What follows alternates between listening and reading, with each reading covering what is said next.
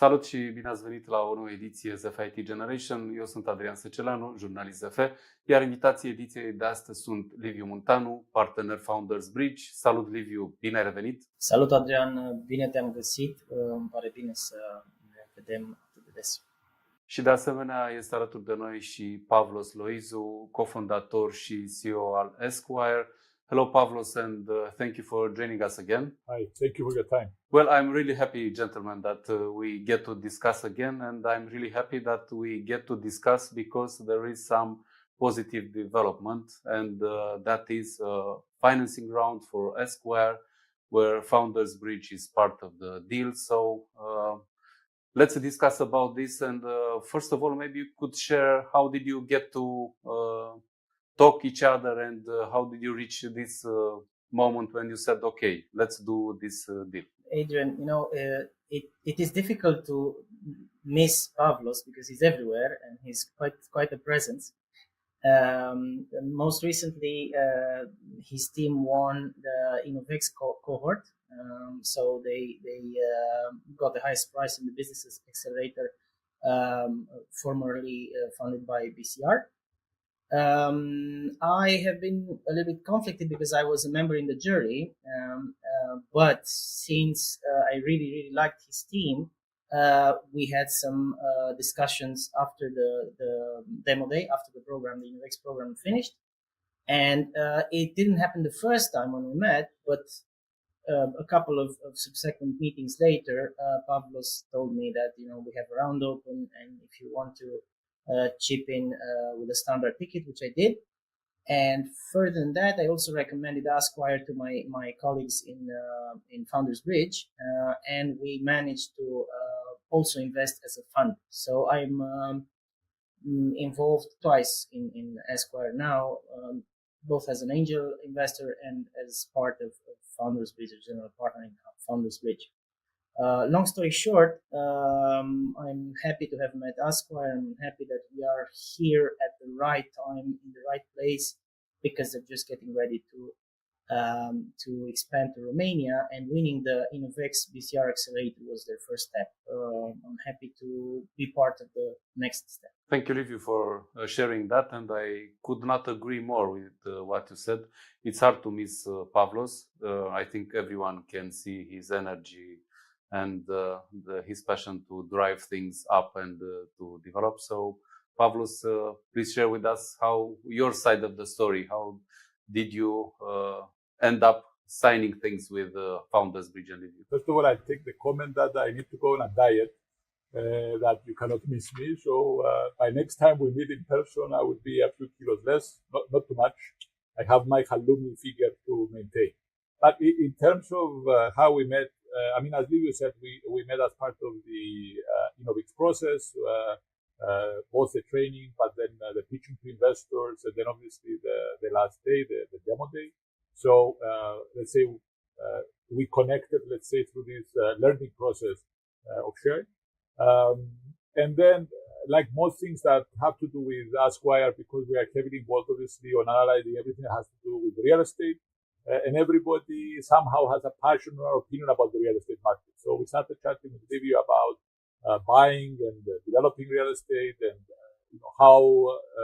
where do people in Romania find data. So clearly you have the online platforms like imobiliare.ro and others that people go to for pricing data, which tend to be quite opaque and all over the place, and you can't really find what you're looking for to get clarity and transparency. Then you have the cadastral that is, not very user friendly, but the data is there. And then obviously you have various legal issues and other stuff that are remnants from the past, from Soviet times, not communist times, that create the problem that are there. And then finally you have all these environmental things that are affecting everyone, both earthquake risks that clearly have an influence in Bucharest in particular, but also other things like flood risk and climate change that is impacting decision making nowadays. And I think it's through this discussion that we came and said, this is sort of our plan. We had expanded to Greece about a year and a half ago, and this was how we saw this the Innovex journey not the winning, but the journey as our chance to explore the Romanian market and see where there are opportunities. And indeed, we have been very positively surprised by the breadth of opportunities that are there for us and for data analytics in various segments of the market. Okay, what can you share about this financing round? Why did you started it, and what can you share about the amount you raised, valuation, who are the other financing partners, everything that you can share? As you know, we are curious about that. So this financing round values the company at 6 million euro pre-money. We have raised in total, not in this round, in total the company has raised with this round 2.5 million. This round was about 600,000 euro. And in terms of how the round is split, of the 600,000 euro, Liviu and founders bridge, because as Liviu mentioned, is 2 tickets, let's say, was around 60% of the ticket. And then the other 30 came from existing investors, including, I'm pleased to say, from the co-founder of Google Maps, Lars Rasmussen, who had invested in us in the previous round as well, and who was and remains as our technical advisor. Going back to Liviu a little bit, maybe you could share which were the key metrics that convinced you to invest, beside Pavlos' presence and his energy and his drive to move things around. Well, obviously, Pavlos and his team are part of our decision. We mainly look at 3 very important things happening at the same time. We're looking for the right industry in the right market at the right time, and obviously with a good team to implement the plan. And I think what we have seen with Esquire checked all these boxes. They are really in a hot industry that screams for digitalization. They started in a market that has already proved to generate cash flow so that they can expand. And they are coming to Romania at the right time when things in real estate are maturing. There's a lot of M&A happening, new investments.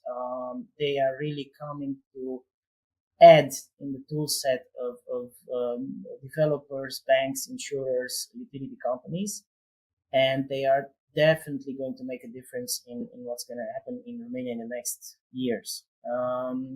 Obviously, we looked at the team and Pavlos. He has the right resume for a successful founder. He's done this before. He has the background that is more likely to succeed. And what I particularly liked about him, and I saw myself in this also, is that he has the skills to find the right persons for the right job and keep them motivated. I really like the team that he has gathered around him, and I think that is a very important talent for a leader. All these 4 things that I mentioned combined really made our decision easy, and I think we're looking at a high chance of success. Great, thank you for sharing that, and I enjoy very much what you said about Esquire and Pavlos. I also enjoy very much the team and discussing with Pavlos, and I like the way they are progressing. Pavlos, now going back to you, I was wondering if you could share how is the investment climate? Was it easy to get this money? Are things improving in the market? How were these discussions? I think it would be unfair I think the discussion with Liviu and Founders Bridge was something separate, let's say, because there was this dating period that took place and getting to know each other. So they are the exception to the rule. I think in general, what we find talking in the region, when I say region, because we are active in Cyprus, Greece, and Romania, but also we have spoken to various investors in the Czech Republic and elsewhere. I think people they don't like to take on a lot of risk. I think this is one, and they are attracted very much to hot and sexy things. So I am sure that instead of Ask Wire, I was putting AI Wire. Especially in the last year, I would be tripling everything that I would ask. Similarly, you say something, I am in digital payment, or I am in whatever, and I'm going to take over the world and global domination, you get more money. There is this, and this is what we have found talking to VCs, especially the larger VCs out of London, even New York, that we have spoken to, that they want effectively, and this is, unfortunately, I've done like 150, maybe 200 pitches at this point. They want to be lied to. They want you to lie to them, in that they expect you to sit in front of them and say, I am going to take your money and it's going to be 10x within a very short period of time. And I say lie to you because where I come from, which was working for advising banks, working through non-performing loans, even working for Apollo as a private equity fund, it was very important, very, very important that you kept your word. Right? You're going to say you're going to do something. Yes, it may not happen, but you tried your best to do it, and it was in your control. So when I'm standing in front of someone and they expect from me to, as I said, to lie or to hype things up for them to tick a box for their investment committee to say, look, yeah, we're going to go here and this is going to go global and whatever. I think that's the main problem. And unfortunately, what we have found is that these things that we almost see on YouTube as gimmicky things is actually the type of question that a lot of the VCs and a lot of the investors end up asking you for. This is the first. So let's say there's a misalignment between, I think a lot of the investors who are, let's say, less experienced than Liviu, who has done it for a few years, know the type of questions, appreciates the team and what we're trying to do in our case, and I'm sure in other of these investments. They are looking for the hype. This is the first. The second that we have found is that everybody wants a cut. Everybody wants a cut. It's like, I like you, I like the team, whatever. I know someone, I want 5%. I know someone, I want 8%. I want some, and it's like, for goodness sake, it's like, this is not how things work. So you end up with that. So, in a nutshell, if I would come and say, what's the market like? You have people who have money, but who have not done this thing before, right? Which is almost like people who have become wealthy overnight, driving a Ferrari, and they are either not pressing the pedal, or when they press the pedal, they crash. And I wish them all the best. I think they will struggle, unfortunately. You have everybody else who's trying to take a cut here and there. This is like the second group. And then you have the serious people that say, who are willing to sit down, have a conversation and stuff like that. These are the three levels. I think that of the three markets that we are active in, I would say that Romania is the furthest ahead in terms of maturity because of the size of the country, the type of companies that you have operating there. When you go to Greece, things are, let's say, they are good because they have structured funds, but the individuals have not become accustomed to investing in companies. And then in Cyprus, we're further behind. So this is sort of how I would find the investment market.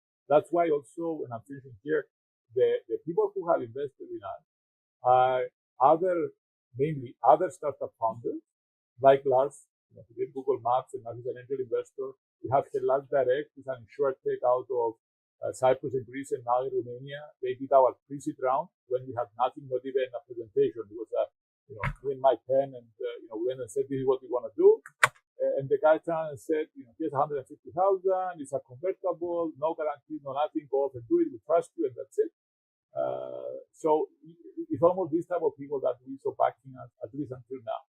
I think going forward, things are going to change. We're now beginning to scale, we're beginning to mature a bit more, so things are going to get a bit, let's say, more corporate and stuff like that. But in terms of the market, it's still a bit of a wild show right now. Thank you for sharing that and doing it in a serious but very honest manner, not looking for any fantastic headlines or something, but thank you for sharing your experience. I think we need to talk honestly about what's happening on the market and what do you see. Now let's go back to how Esquire is doing on the Romanian market. How are things progressing? How is everything? And if you see signs that things are taking off? There are three elements here. I mean, from our side, the main focus was and is identifying data related to the real estate market, where real estate in the first instance means describing the property. So things that have to do with the environment, like earthquake risks, soil quality, floods, wildfires, climate change, all that kind of thing. We have identified those sources. Actually, the government has plenty of data lying around, hidden for some reason, but they're there.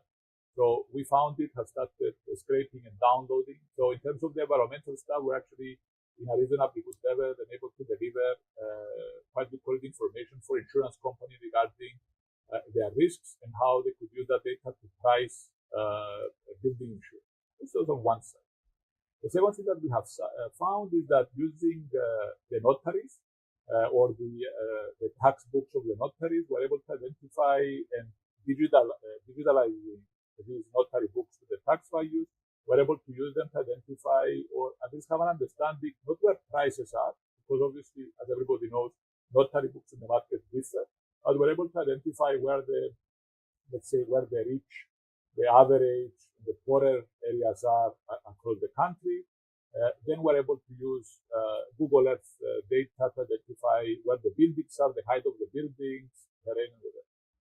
All of this together gives us quite a good understanding of the real estate landscape in general, which has allowed us to, the past week, to sign our first contract with an energy company as a pilot. Under this contract, we will map the solar energy potential of a city.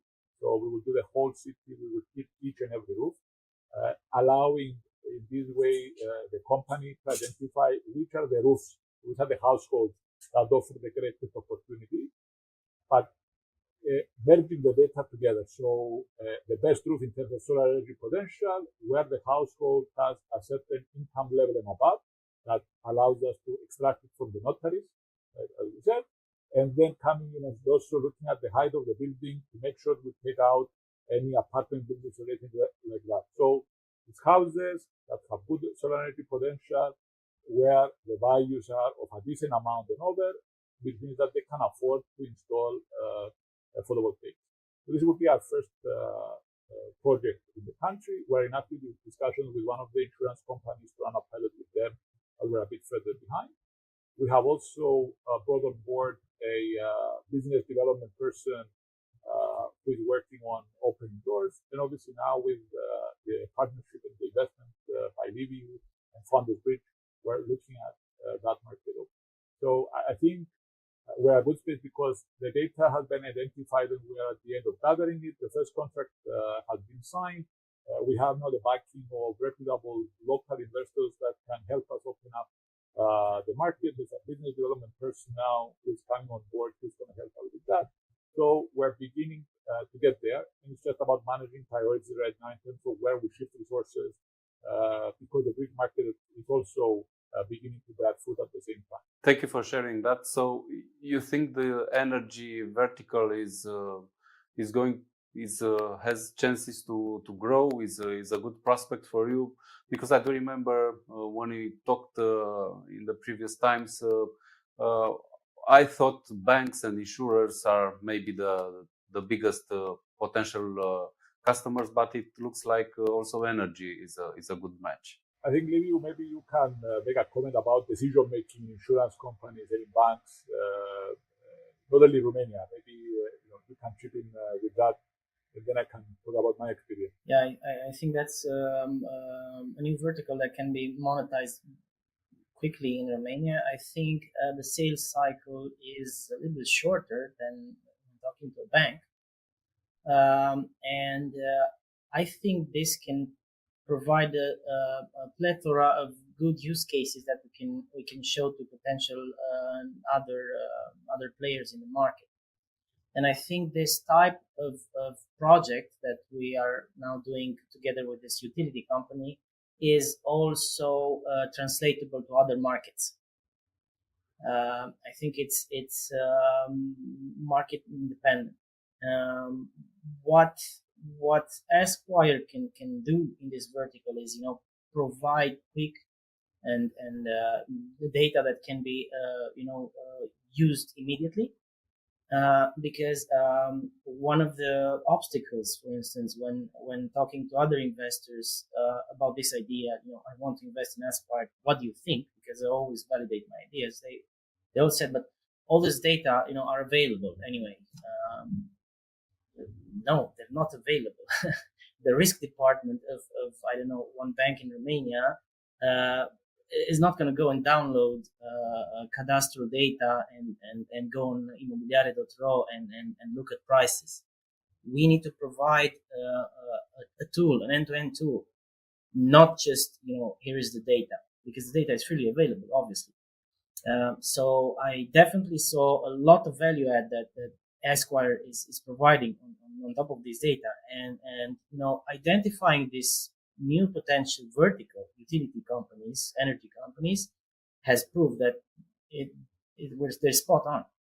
And I want to come back to what I said earlier about being at the right place at the right time. I think that Pavlos is on to the moment when one of the largest industries in the world, like the largest asset class in the world, is beginning to get digital. And a particular thing that I like about Esquire's approach is that they are not trying to digitize the difficult things like construction. They're trying to digitize the meta information after that. I have recently read an article about the construction being the least digitalized vertical, and it's the largest asset class in the world. And if you put a construction worker from 100 years ago that worked on raising the first skyscrapers in Manhattan, if you put one construction worker from back then in a construction site now, he will get around. He will recognize everything, and he will be able to work 100 years later, which really shows that this is the right time, right? And another thing that I was particularly attracted to about Esquire, and this also relates to your question, is that they really have a plan and they have a strategy and an end goal in sight. And they want to be regionally relevant as quickly as possible, right? Regionally meaning either Eastern Europe or Balkans or maybe entire Europe, but they want to become regionally relevant as quick as possible. And adding this vertical of utilities really helps and accelerate this goal. And I think all the goalposts that we have set in the future can be either achieved easier because we also have monetization from this vertical, or can be achieved faster because there's a lot of traction added to this. And Esquire will probably be on the radar of bigger investors sooner than we expected if things go well. So this is actually my take on why this new vertical that they just happened upon in Romania is important to have. Thank you for sharing that and for your comments. And I also agree that energy sector looks like things are moving much faster in solar, for example. It's a really hot area, and everyone is trying to catch a piece. So that forces also big companies, which otherwise are slower, like banks and insurers, to move faster than usual. So I think there is potential in this side, because everywhere you look around, you see someone installing a solar panel, discussing about it. So it's a really hot market, I think. Now, as we approach the end of our discussion, I want to ask both of you, everyone in his line of work, let's say, which are at this point the key targets that you have that you want to accomplish this year. Liviu, I think you can share if you are going to do 1, 2, 3 more 10 investments or not, and Pavlos maybe could share the general picture. What do you want to accomplish now that we are around the half of the year? Well, if you want me to start, it has been a busy first half of the year for me. Esquire was not my first investment this year, and if the second half goes just as well, then I would be very, very happy. So as a best case scenario, I would say 2 more investments, but bearing in mind, I'm talking about myself as an angel investor. With Founders Bridge, we have a pipeline, and we hope to close another one after the summer. But for me personally, I see a major hurdle in actually finding the startups that are ripe for investing at my sweet spot in terms of life cycle. Because I happen to have been very active in the first part of the year and really kept my ear to the streets, so to say. And there's not a lot of good things that I've heard about yet, but who knows what the future might bring. Esquire was not here last year, and here they are. So in terms of personal goals, I would ideally have second part of the year as fruitful as the first one. But you can grow horizontally by investing in more startups, so you can grow vertically by growing the ones that we have. And I think I'm doing a good job there with the help of teams like Pavlos' team.